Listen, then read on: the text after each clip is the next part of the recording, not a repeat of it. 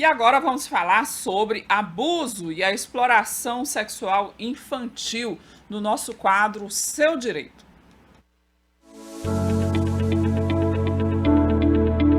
Seu direito.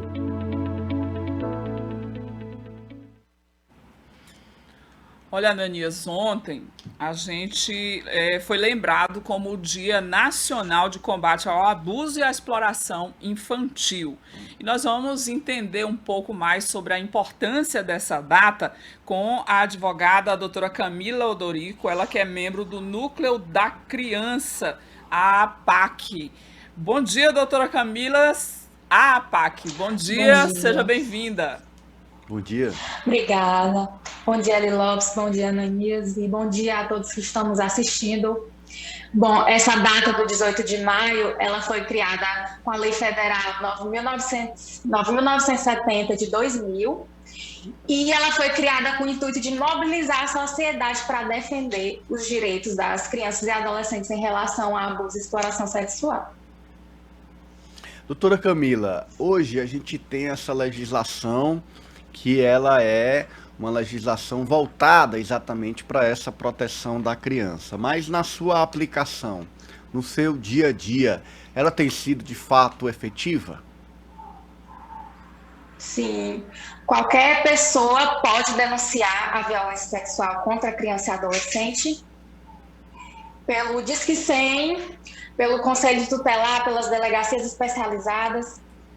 E é importante dizer que a criança ela tem todo o direito de receber a atenção psicossocial e que o agressor seja punido pelos seus crimes. Então, sim, a legislação ela é efetiva nesse sentido. Apesar de que hoje o problema é em relação aos casos que chegam para a denúncia, porque a maioria dos casos não chegam a ser denunciados, né? O silêncio até hoje é a principal arma dos abusadores.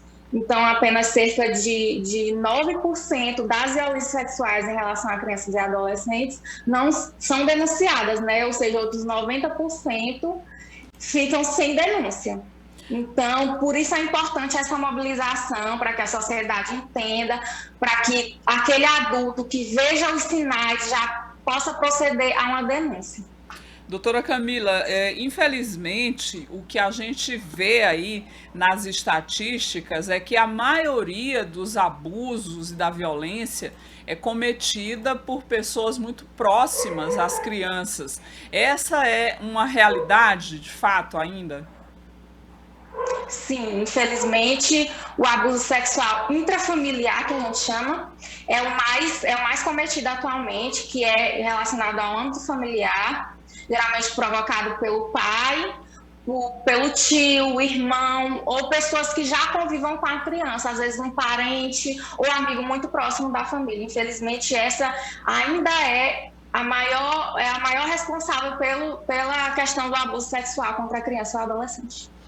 Doutora, nós tivemos recentemente uma ampliação no número de conselhos tutelares em Teresina, mais 2 foram instalados, um na Zona Leste e outro na Zona Sul.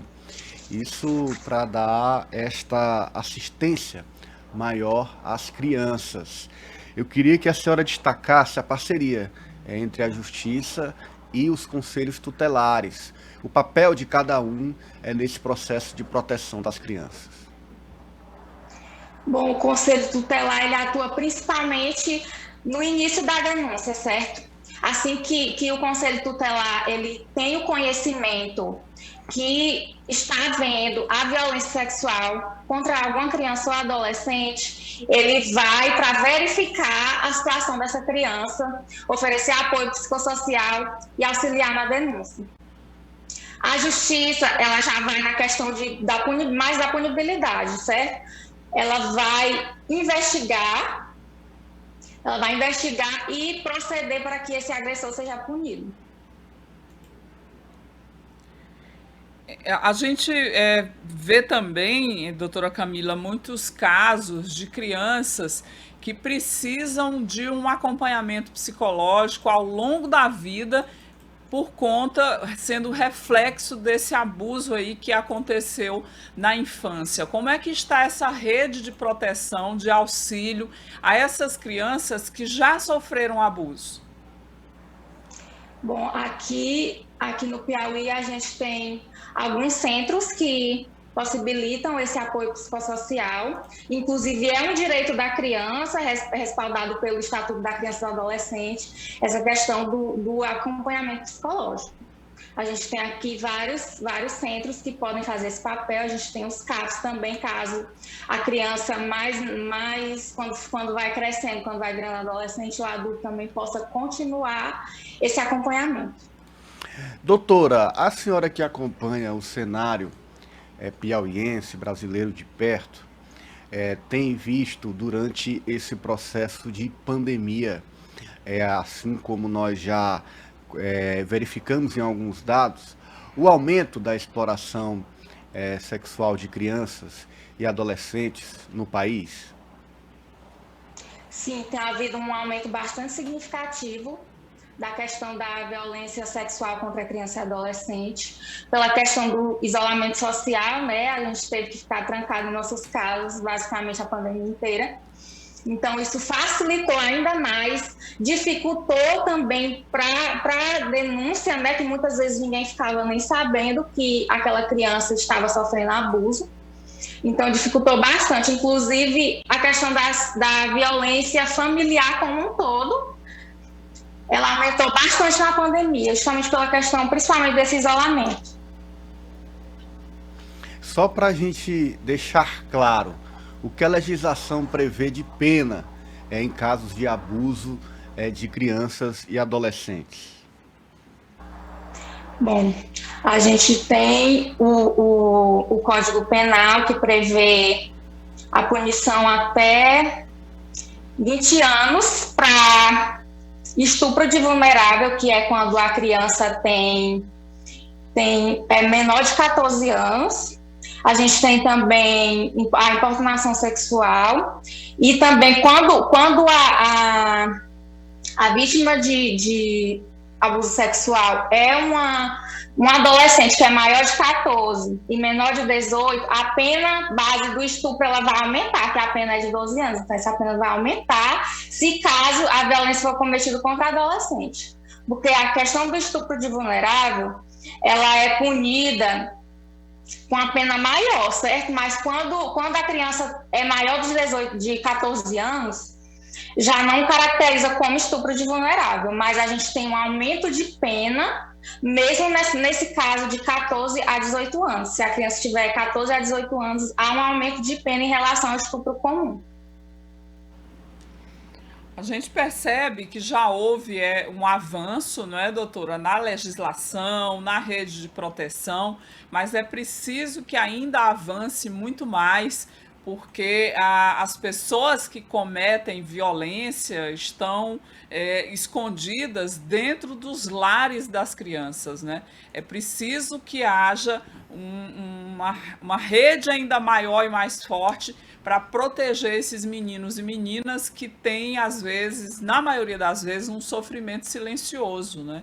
Eles têm vergonha de dizer e, às vezes, quando dizem que sofreram violência, as pessoas próximas, pai ou mãe, não acreditam neles. Sim, é verdade. Mas, assim, o silêncio, ele é a principal arma do abusador. Então, a gente incentiva sempre a denunciar. Incentivar sempre a criança a não ter medo de denunciar, ter coragem de denunciar, e também fazer a criança entender o que é o abuso. Muitas vezes a criança não entende que aquilo é um abuso. Então, é importante essa conscientização. O 18 de maio também vem nesse sentido. Então, para a criança, quando ela sofrer esse abuso, ela poder procurar a autoridade competente. A gente hoje tem o canal Disque 100, que é bastante importante, porque a denúncia pode ser feita anonimamente.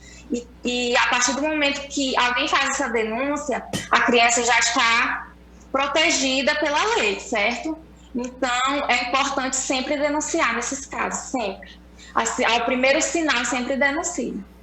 Muito bom, tá aí então. Quero agradecer o recado e a participação da doutora Camila Odorico, advogado, membro do Núcleo da Criança da APAC. Muito obrigado, doutora, pela entrevista hoje aqui no Diálogo Franco. Obrigada, doutora. Seja sempre muito bem-vinda. Obrigada. E esse foi o quadro Seu Direito de hoje.